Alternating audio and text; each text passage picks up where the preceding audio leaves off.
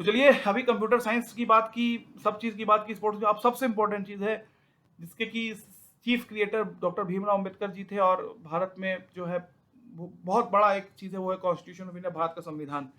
तो मैं छोटा बता देता हूँ, क्योंकि इलेक्शन कराया ब्रिटिशर ने 46 में आखिरी। तो कॉन्स्टिट्यूंट असेंबली जो बनेगी वो इलेक्शन के ऊपर बनेगी, इलेक्टेड बॉडी के ऊपर।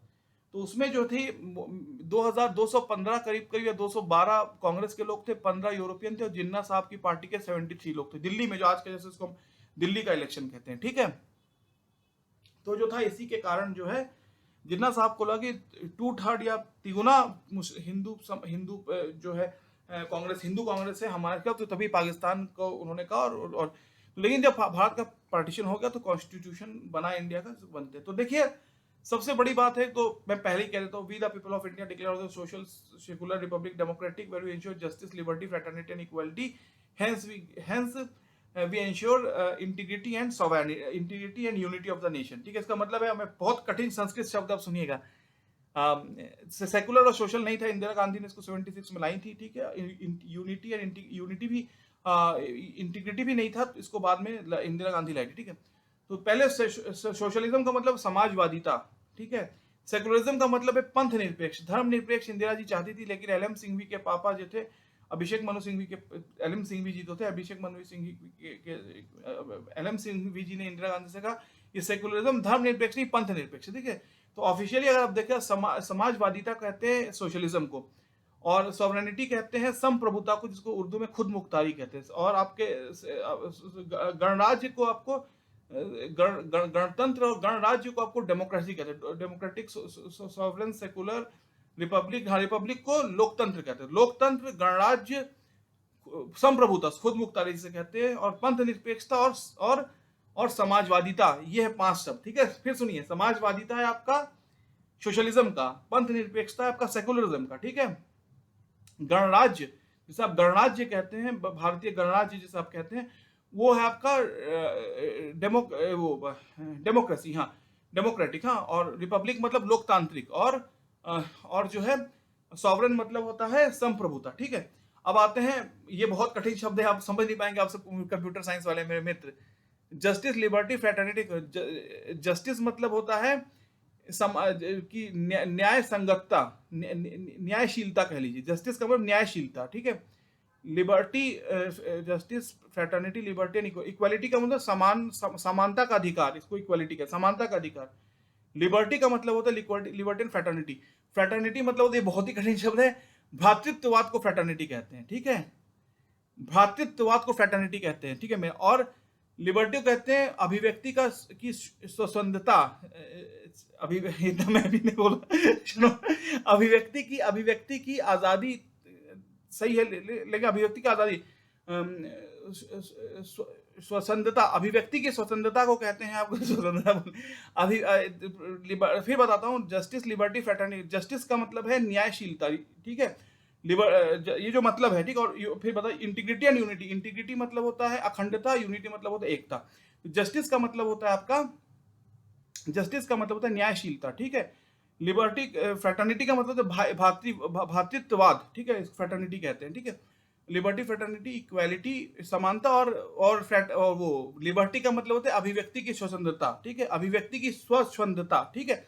ये हुआ आपका कॉन्स्टिट्यूशन तो ठीक है, चलिए ये अब आते हैं कैसे बना ये कॉन्स्टिट्यूशन, ठीक है। बहुत बड़ा है, मैं आपको बता दूंगा, लेकिन मोटा मोटी बता देता हूँ, ठीक है। तो पहला देखिए, ये पहला जो कॉन्स्टिट्यूशन का बेसिक से पैराडिग्म है, British Indian act 98, government of India act by Britishers, British government of 1935। तो इसी के लिए जो आप देखते हैं कि आर्मी, एक्सटर्नल अफेयर्स, ये सारी चीज दिल्ली की सेंट्रल गवर्नमेंट के अंडर होती है, और जो स्टेट के लॉ एंड ऑर्डर, लैंड और etcetera etcetera, fundamental law and order, ये इसीलिए आपका जो बॉर्डर का कंट्रोल है, जैसे कि बंगाल में है, पंजाब में है, ये सारी चीजें जो है, हाँ। लेकिन जो कनाडा, हाँ बता दो, कनाडा से जो स्ट्रॉन्ग सेंटर है, जैसे अभी जैसे आपको इंदिरा गांधी जी ने इमरजेंसी में सारे स्टेट गवर्नमेंट को जो है डिफंक्शनल करके दिल्ली से देश चलाया था 2.5 साल तक जब इमरजेंसी था, ठीक है। मैं आपको प्रियेश होने के नाते बताना चाहता हूँ, ठीक है। चलिए ये दो चीजें हो गई, ठीक है। ये दोनों चीज हो गई, ठीक है। क्या बोलेगा, इंदिरा गांधी के समय जब, हाँ ये इमरजेंसी हुआ, ठीक है। अब तीसरी आती है पार्लियामेंट्री सिस्टम, ये आया ब्रिटेन से, ठीक है, जिसको पार्लियामेंट, संसद, लोकसभा, राज्यसभा। लोकसभा में नॉर्मल इलेक्शन होता है जो अभी 2024 में होगा। और राज्यसभा का कैसा है कि जैसे आपको मैं बताऊं तो जो मैं जितना समझता हूं कि जो आपके जैसे यूपी में 403 सीटें हैं, आपकी जो यूपी का जो इलेक्शन होता है, तो उसके प्रोपोर्शनेटली जैसे 403 सीट है तो लोकसभा में जो 80 सीट है तो 1/5 का रेशियो 80 × 5 400 होता है। तो उसके प्रोपोर्शनेटली नहीं लोकसभा में जो 245 सीट्स है आपकी राज्यसभा में, तो जो जो स्टेट का जो इलेक्टेड जो इलेक्शन है उसके प्रोपोर्शनेटली आपका जो है मतलब जो राज्यसभा है, लोकसभा डायरेक्ट इलेक्शन होता है, बंगाल में इलेक्शन होगा, तमिलनाडु में होगा। राज्यसभा का जो जो आपका जो राज्यसभा की जो आपका जो उसका जो रिप्रेजेंटेशन है वो स्टेट के अकॉर्डिंग होता है। स्टेट का जो स्टेट का रिजल्ट होता है, the seats in the Rajya Sabha are defined from the states, right, and they are defined from the way the state is represented in the Rajya Sabha, ठीक है। और लोकसभा का ऐसा, लोकसभा का तो सीधा इलेक्शन होता है। राज्यसभा का क्या कॉन्सेप्ट है, जो स्टेट में आपके जो इलेक्शंस होते हैं, जैसे स्टेट में कभी समाजवादी पार्टी जीतती है, कभी कांग्रेस, तो स्टेट का जो द नॉमिनेशन और the members who are sent to the Rajya Sabha are in proportion or are in proportion to the elected body in the state, that is Vidhan Sabha or the state legislative assembly, ठीक है। ये दो fundamental जो है concept है जो मेरा समझ में आता है, ठीक है। ये तो दूसरा हुआ था इलेक्शन का, उसमें अब कॉन्स्टिट्यूशन कैसे बनेगा। अब अमेरिका से लिया गया आपका democracy, for the people by the people of the people. Germany से लिया इमरजेंसी कॉन्सेप्ट, जैसे मैं बताता हूँ इंदिरा गांधी ने जब इमरजेंसी लगाई तो सारे जो आपके नॉर्मल ह्यूमन राइट्स और नॉर्मल जो डेमोक्रेटिक सिस्टम है वो कोलैप्स हो जाता है, और इमरजेंसी का मतलब आपातकाल, ठीक है, समझ गए आप, ठीक है। ये होता है स्ट्रॉन्ग सेंटर और फिर आपका डेमोक्रेसी, ये 4-5 है, बहुत चीजें हैं। आपका कनाडा से लिया गया है ये स्ट्रॉन्ग सेंटर, यूके और अमेरिका से पार्लियामेंट्री सिस्टम लिया गया है, और उससे ये है ऑस्ट्रेलिया से लिया गया, एटसेट्रा एटसेट्रा सब है। गवर्नर का कॉन्सेप्ट है, गवर्नर मतलब एक स्टेट में इलेक्शन होगा, जो स्टेट अपनी स्टेट चुनेगी अपनी जो चीफ मिनिस्टर को, और गवर्नर दिल्ली जिसको भेजेगी वहां पर as a person from Delhi, इसको गवर्नर कहते हैं, ठीक है। ये चीजें हैं, ठीक है। ऐसे कॉन्स्टिट्यूशन फिर से हल्का हल्का बता देता हूँ, वो तो बताऊंगा नहीं कि क्या sovereign social Republic democratic liberty fraternity justice and equality and unity integrity, तो क्या क्या होते हैं, हिंदी शब्द है, क्या कहा, समाजवादिता, पंथ निरपेक्षता, लोकतंत्र, गणराज्य और संप्रभुता, इसको खुद मुख्तारी भी आप कह सकते हैं, ठीक है। फिर क्या हुआ, जस्टिस मतलब न्यायशीलता, जस्टिस, लिबर्टी, फ्रैटर्निटी, इक्वालिटी मतलब समानता का अधिकार, फ्रैटर्निटी मतलब होता है आपका भ्रातृत्ववाद, और लिबर्टी मतलब अभिव्यक्ति की स्वतंत्रता, अभिव्यक्ति की स्वतंत्रता, ठीक है। और यूनिटी एंड इंटीग्रिटी मतलब होता है एकता और अखंडता, ठीक है। ये पूरी बात हुई, ठीक है। ये शुद्ध संस्कृत शब्द है जो मैंने अभी आपसे कहे हैं, ठीक है। चलो ये हो गया पूरी कहानी मैंने बता दी, 8 मिनट ही हुआ, चलिए। तो और इसके बाद आता है डायरेक्टिव प्रिंसिपल, मैं इंग्लिश में बता देता हूँ। तो जो ये बेसिक प्रीएम्बल है, इसके बाद है स्टेट्स का फंडामेंटल राइट में आता है आपका, बता दूंगा बाद में। पहला आता है कि इंडिया, फर्स्ट लाइन है कॉन्स्टिट्यूशन की, the India is the union of states, ठीक है। India that is Bharat is the union of state, ठीक है।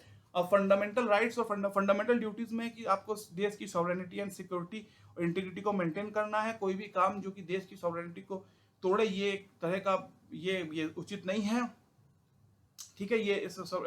ये फंडामेंटल ड्यूटी है। फंडामेंटल राइट में right to education, right to religion, right against exploitation, etcetera, right to equality, etcetera है, बहुत वो है। फिर सबसे इंपॉर्टेंट डायरेक्टिव प्रिंसिपल, ये बहुत इंपॉर्टेंट समझिएगा। तो कुछ चीजें हैं जो कि आपका जो है, कुछ चीजें हैं जो कि आपके कॉन्स्टिट्यूशन, कुछ चीजें हैं जो कि क्योंकि law and order state subject है, तो कुछ चीजें स्टेट्स के ऊपर छोड़ी गई है इंप्लीमेंट करने के लिए।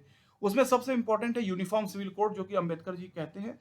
उसके बाद आर्टिकल 48 में है काउ स्लॉटर, की जो काउ एंड कैटल स्लॉटर को प्रोहिबिट करना, वो स्टेट के ऊपर, स्टेट का क्या लॉ है, उसमें दिल्ली सीधे तौर पे कुछ नहीं कर सकती, ठीक है। इसको डायरेक्टिव प्रिंसिपल कहते हैं, ठीक है।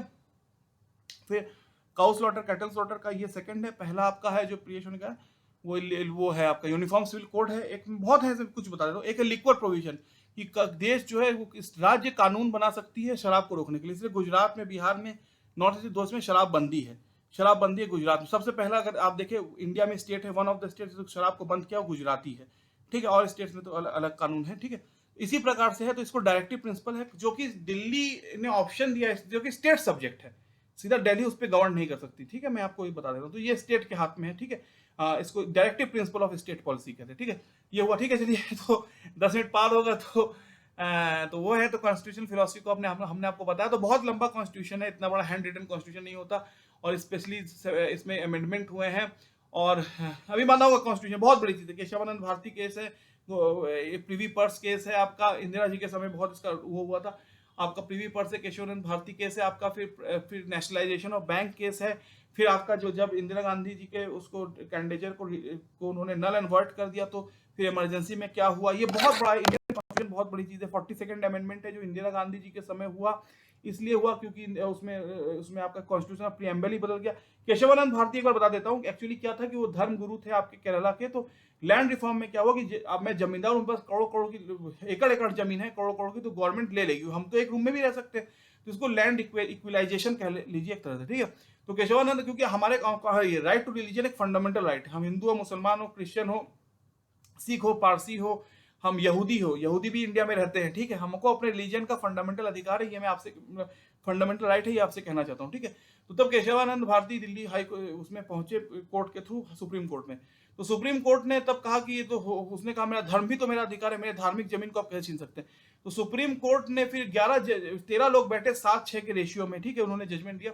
तो क्योंकि देखिए, लोकतंत्र में, डेमोक्रेसी में विल ऑफ द पीपल, इसको विल्सोनियन कॉन्सेप्ट ऑफ डेमोक्रेसी कहती है, हाईएस्ट कॉन्सेप्ट ऑफ डेमोक्रेसी या सुप्रीम कॉन्सेप्ट ऑफ डेमोक्रेसी कहते हैं इसको, आपका जो ये है, ठीक है, सुप्रीम कॉन्सेप्ट ऑफ डेमोक्रेसी इसको कहा जाता है। मैं प्रियेश होने के नाते आपको ये समझाता हूँ, ठीक है। तो जिसके पास भी गवर्नमेंट है वो फिर से कॉन्स्टिट्यूशन, पाकिस्तान में देखिए जिन्ना साहब ने कहा कि हिंदू और मुसलमानों का जैसे 58 में उन्हें फाड़ के फेंक दिया डस्टबिन में, उसको मुस्लिम नेशन बना दिया, ठीक है। तो जो भी गवर्नमेंट चाहे मेजोरिटी के साथ कर सकती है। तो तब गवर्नमेंट ने कहा कि गवर्नमेंट समझ लीजिए गवर्नमेंट अब चावल बांट रही है, लोगों को रिजर्वेशन दे रही है, क्यों, लोगों के अच्छे के लिए, कि मानवता के लिए चावल बांट रही है गवर्नमेंट, रिजर्वेशन दे रही है गवर्नमेंट, ये एक फंडामेंटल गवर्नमेंट का काम है, ठीक है, किसी भी गवर्नमेंट का ये काम है। तो फिर क्या कोर्ट गवर्नमेंट के काम के बीच में आ सकती है? गवर्नमेंट कोई लॉ बनाना चाहे, कुछ लॉ को तो चेंज करना चाहे, parliament is the ultimate entity of a democracy, ठीक है। तो तब कोर्ट ने ये डिसीजन लिया, ठीक है, आप लॉ बनाइए, आप लॉ को चेंज कीजिए, कुछ भी कीजिए, लेकिन बेसिक स्ट्रक्चर को आप चेंज नहीं कर सकते, ठीक है। इसको बेसिक स्ट्रक्चर डॉक्ट्रिन कहते हैं, जो केशवानंद भारती केस का रिजल्ट था। इसीलिए तो इंदिरा गांधी जी को झटका लग गया इतना बड़ा कि उतनी मोतीलाल जी की नाती, नेहरू जी की ग्रैंड डॉटर, नेहरू जी की डॉटर, तो तब जाके इसी केशवानंद भारती के कारण ही मैं मानता हूं कि इमरजेंसी लगा। इमरजेंसी के बाद जो प्रियम्बल में चेंज किया, सेकुलर, सोशल और यूनिटी, इंदिरा गांधी ने चेंज किया, ये तो बेसिक का भी बेसिक है, तो इसी के लिए ये हुआ, ठीक है। तो केशवानंद भारती केस जो था वो बहुत बड़ा, इसमें एक है, इंदिरा गांधी ने 2 जज को सुपरसीड करके एन रे को चीफ जस्टिस बनाया भारत का। तो एन रे ने फिर ये केशवानंद भारती के लिए फिर कोर्ट बुलाया, इसका फिर रीजजमेंट होगा, लेकिन तब जजेस ने ही अपना बहिष्कार कर दिया, उन्होंने कहा नहीं, ये बेईमानी है, हम इसको नहीं होने देंगे, ये जो है बेईमानी है, ये होने नहीं देंगे, ये जो 73 में आ गया ये फाइनल जजमेंट है। तो आज भी केशवानंद भारती के एक लैंडमार्क जजमेंट है, कि जिसमें कोर्ट ने कहा था कि basic structure of constitution can not be altered, you can alter things which is around, but basic structure can not be altered. Thank you, thank you, thank you.